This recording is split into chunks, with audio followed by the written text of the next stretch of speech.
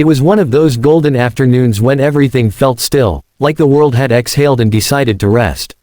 The sun was high, pouring heat onto the polished sidewalks of the Oak Ridge Estates, a quiet gated neighborhood tucked just outside of Savannah, Georgia. Lawns were trimmed, sprinklers gently ticked in choreographed arcs, and the smell of fresh-cut grass mingled with the chlorine drifting from the community pool. Families were scattered across the loungers, children shrieked and dove in the water, and beneath a wide-brimmed umbrella at the far end, sat a woman reading. Her name was Nia Carter. She didn't make much noise, didn't interrupt anyone, and didn't draw attention to herself. Yet, somehow, a man standing 20 feet away couldn't keep his eyes off her. Brad Halverson stood near the snack kiosk with his arms crossed, watching her like she had no right to exist in the same space as him. His stomach pushed against his tucked-in polo shirt, his sunburnt face rigid with disapproval. He had lived in Oak Ridge for a decade, served as the self-appointed watchdog of the pool, and took immense pride in making sure order was kept. And right now, in his narrow mind, order was being disrupted. Nia was black, and alone, and, in his eyes, didn't look like a typical resident. Not with those defined arms, that no-nonsense posture, and her quiet self-assurance. She wasn't trying to make a scene, but to someone like Brad, that confidence was a provocation. She flipped a page in her book, unaware, or perhaps uncaring, of his looming presence. Her swimsuit was modest, a simple one-piece black suit, paired with a camouflage gym bag and neatly folded towel. Her legs were stretched out, her posture upright, alert without being tense. Brad finally huffed and approached. He walked over, heavy-footed, trying to channel some kind of righteous authority. "Excuse me," he said, his voice louder than it needed to be. Nia looked up slowly, sunglasses reflecting his face back at him. "Can I help you?" He folded his arms. "Are you here visiting someone?" She blinked. "No, I live here." He snorted softly. "Really?" She tilted her head slightly. "Yes, I moved in last month. 127 Oak Ridge Drive." Brad stared at her like she had just told a joke he didn't understand. "You live on Oak Ridge?" He said it like the idea was laughable. "Yes," she said, still calm. "Full-time. I'm sorry, but I've lived here for years. I know everyone on Oak Ridge. I haven't seen you." Nia reached down, flipped another page in her book. "Maybe because I don't have time to wander around the pool every day." Brad's lip curled slightly. "Look, I'm just trying to make sure rules are followed. This pool is for residents." She closed the book. Her movements were measured, deliberate. "I am a resident. I showed my ID and pool access card when I came in." Brad didn't care. He looked around as if hoping to find someone to back him up, but the pool was still buzzing with chatter and splashes. No one had noticed the confrontation yet. Nia stood. Even barefoot, she stood tall, maybe an inch taller than him. Her posture was straight, her arms resting at her sides. "Is there something specific you need from me, Mr. Halverson?" "Brad Halverson. I'm part of the law enforcement group." She nodded once. "Well, Mr. Halverson, I already told you, I live here. If you don't believe me, the resident list is posted by the gate." Brad's face flushed deeper red, but not from the sun. "You people think you can just..." She raised an eyebrow. "Excuse me, I didn't mean," he stammered. "I just meant, people who don't follow the rules." "You said, you people. You sure that's what you meant?" He faltered, his voice suddenly caught in his throat. Nia's eyes were unflinching. There was no anger in her tone, just a quiet, restrained power that unsettled him. By now, a few nearby parents had started to notice the shift in energy. A couple looked over. One mother subtly leaned toward her husband and whispered, pointing discreetly. Nia reached down into her bag, pulled out a small leather wallet, and flipped it open. Inside was her Navy SEAL ID, laminated, official, and undisputable. Brad squinted. "What's that?" She stepped closer, holding it up to his face. "Lieutenant Commander Nia Carter, United States Navy SEALs. Retired." The words hit him like bricks. He blinked, taken aback, reading the text slowly, then looking back at her. "Wait, you're military." "Was," she said. "Special operations. Spent 18 years serving this country. 5 deployments. 2 medals for valor. 1 Bronze Star." Brad's mouth opened and closed. The words wouldn't come. "And now," she continued, voice firm but calm, "I'd like to enjoy a swim in peace." She turned, walked past him, and set her ID back in her bag. She didn't need to say anything else. Her presence said it all. Her silence was louder than any argument he could muster. A teenage boy who had overheard everything whispered, "She's a Navy SEAL." His friend stared at her in disbelief. Brad, meanwhile, stood frozen like a malfunctioning statue. His whole posture deflated. His earlier puffed-up confidence dissolved in the sunlight. Nia picked her book back up and sat again. Her calm had returned. Her hands were steady, unshaken. She took a slow sip from her water bottle, ignoring the murmurs around her.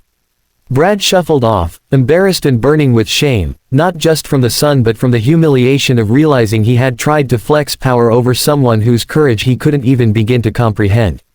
But Nia didn't smile. She didn't gloat. That wasn't her style. She had spent too many years in places where silence meant survival, where discipline meant everything. This wasn't a victory. This was just another reminder that some battles aren't fought with weapons, but with dignity. What Brad didn't know, and maybe wouldn't ever fully understand, was what it meant to earn that title, Navy SEAL. What it meant to survive the training, to lead men in war zones, to be the only woman in a platoon of warriors and still command their respect. What it meant to hold your breath underwater for minutes while your body screamed, or to hike for miles with a 70-pound pack in blistering heat without complaint. What it meant to have lost people, brothers and sisters, not to natural causes but to war, to sacrifice. And what it meant, after all that, to come home to a neighborhood where the only thing someone like Brad could see was skin color. The afternoon dragged on. Eventually, parents resumed chatting, kids resumed their games, and the buzz returned. But the dynamic had shifted. Nia's story was beginning to circulate, even without her telling it. She had made no announcements, no speeches, no posts. She had just stood her ground. That evening, as the sky turned orange and shadows stretched long across the pool deck, Nia finally stood to leave. She packed her book, towel, and bottle, slung the gym bag over her shoulder, and walked out the gate without looking back. She didn't need validation. She didn't need applause. She just wanted to be left in peace. But peace, it seemed, was something she still had to fight for, even after all she'd already given. Brad Halverson didn't sleep well that night. The shame from the pool incident clung to him like humidity in August. He replayed every moment in his mind, her calm tone, the ID she held up like a mirror to his ignorance, the subtle way the entire pool seemed to turn against him. His world, where he'd always been the authority, cracked. But rather than acknowledging his prejudice, he spent the next morning telling himself that he had just been doing his job. Still, something lingered, something he couldn't shake. He wasn't used to being the one exposed. He had spent most of his life as a big fish in a small pond, and that illusion shattered the moment Lieutenant Commander Nia Carter showed him that the world was much, much bigger than his comfort zone. Nia, on the other hand, woke up early and headed out for a run, just like she did every morning. She ran 5 miles along the perimeter of the neighborhood, cutting through the golf course, passing the same houses Brad thought he had memorized. While the rest of the community was sleeping off their weekends, she was already 2 miles in by the time the sky turned gold. The next day at the pool was quieter. Not in the volume of voices, but in the way people looked at her, differently. More than a few parents smiled nervously, unsure if they should say something. A few whispered among themselves, but no one approached. She returned to her same chair, same book, same posture. The only difference was the silence around her now came with recognition. About 20 minutes into her reading, she noticed 2 little girls near the shallow end whispering and giggling while sneaking glances at her. One of them, a girl with curly hair and freckles, cautiously approached. "Excuse me," the girl said, barely audible. Nia looked up and smiled. "Hey there. My name's Mia," she said, pointing to herself. "That's Kayla. Are you really a Navy SEAL?" "I was," Nia said with a nod. "Retired now." Mia's eyes lit up. "My brother says Navy SEALs are like real-life superheroes. Is that true?" Nia laughed gently. "Well, I wouldn't say superheroes. But we do some pretty hard things. Lots of training, missions, teamwork. Sometimes it felt like something out of a movie." Mia grinned and ran back to her friend. The two of them immediately began doing mock push-ups and making "hoorah" sounds. Nia shook her head and chuckled. It was the first moment of pure warmth since she moved into the neighborhood. As she settled back into her book, someone else approached. A woman, late 40s, white, tennis outfit, blonde hair pulled into a ponytail. "Hi," the woman said, awkward but sincere. I'm Rachel. I live just 2 houses down from you.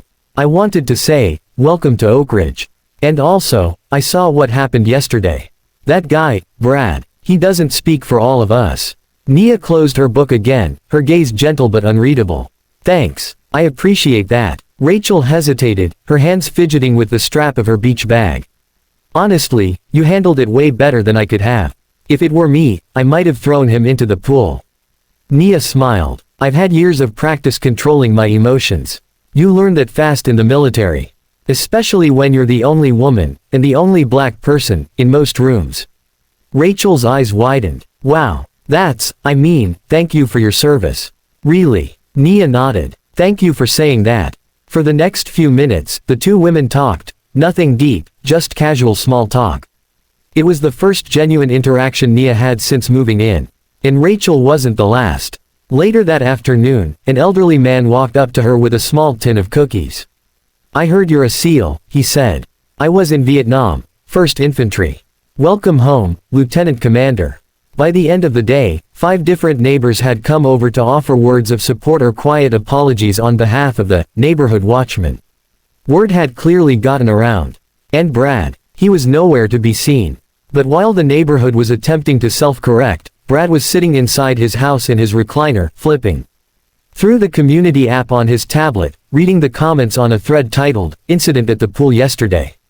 Greater than, can't believe this still happens in 2025. That woman is a war hero. Brad needs to resign from the law enforcement team. Didn't she say she was a SEAL? That's beyond impressive. She deserves a welcome parade, not suspicion. He scrolled faster. The comments were unanimous. No one defended him, not even his golf buddies. He was used to being praised for keeping the neighborhood safe.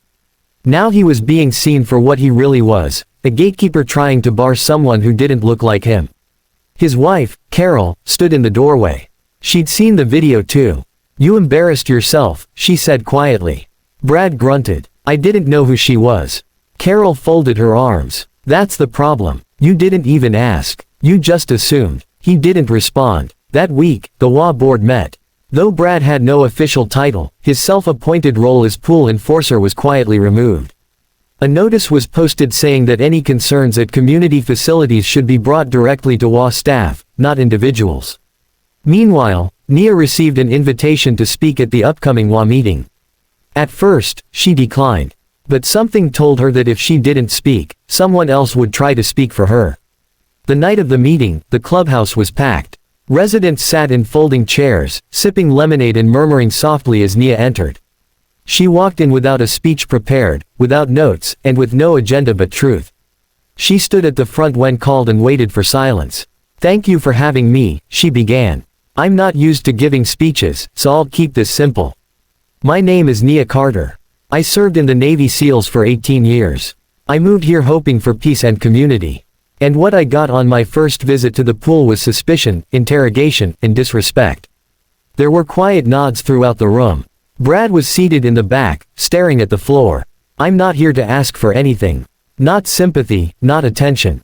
I'm here to remind all of us that respect doesn't come from skin color, gender, or whether you've lived here 10 years or 10 minutes. It comes from how we treat each other.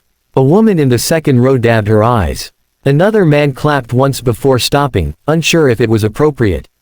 But Nia didn't need applause. I've led men into war zones who didn't think I could do the job until I proved it to them. I've been underestimated by enemies and allies alike. But the one thing I never expected was to come home, sit by a pool, and be told I didn't belong. Not because of what I did, but because of what I looked like. She paused, scanning the room. People couldn't look away. This won't be the last time someone makes a judgment. But maybe it can be the last time we don't speak up when it happens. And with that, she stepped down. The applause this time wasn't awkward. It was full. It was long. Even Brad, reluctantly, clapped once or twice, guilt etched deep into his face. Afterward, people formed a line to greet her, shake her hand, thank her. Not for the speech, but for her service. For her strength. For her grace. And that's when something truly unexpected happened. The same 2 girls from the pool ran up and asked, "Can you teach us how to swim like a SEAL?" Nia laughed and looked down at them. "You sure you're ready for that?" They both nodded, giggling. Their parents smiled nearby, watching, hopeful.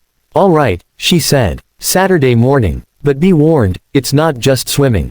It's about focus, discipline, courage. They beamed. Saturday came, and for the first time since moving in, Nia didn't go to the pool alone. 5 kids, then 10, then nearly a dozen joined her in a makeshift training class. It was lighthearted, fun, but she mixed in lessons on teamwork, listening, and strength. And slowly, day by day, she became more than a name on a resident list.